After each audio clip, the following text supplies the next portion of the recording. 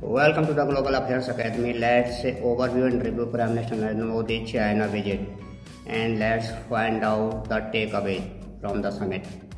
Modi Putin hold 45 minutes meeting after SCO summit. Prime Minister Modi called upon the SCO members to take decisive and firm action to fight terrorism. Prime Minister Modi on Monday attended the Shanghai Cooperation Summit in Tianjin, China, and called upon member countries to take firm and decisive action to fight terrorism. In his address, he thanked the member countries for their strong solidarity in the wake of the April 22 Pahalgam terror attack and said that there should be no double standard in dealing with terrorism.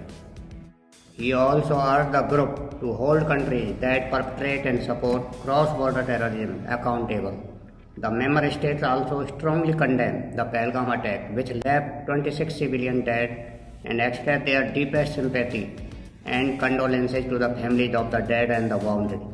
The members further said perpetrators, organizers and sponsors of such attacks must be brought to justice.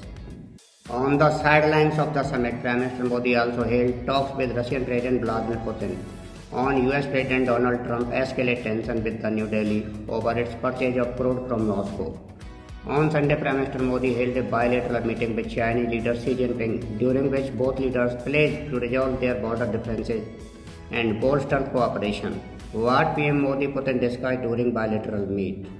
The leaders discussed bilateral cooperation including in the economic, financial and energy sectors, and expressed satisfaction with the sustained growth in bilateral ties in these areas. The two leaders also discussed regional and global issues, including the latest development concerning Ukraine. Prime Minister reiterated his support for the recent initiatives that have been taken to address the conflict in Ukraine and emphasized the need to expedite a cessation of the conflict and find a durable peace settlement.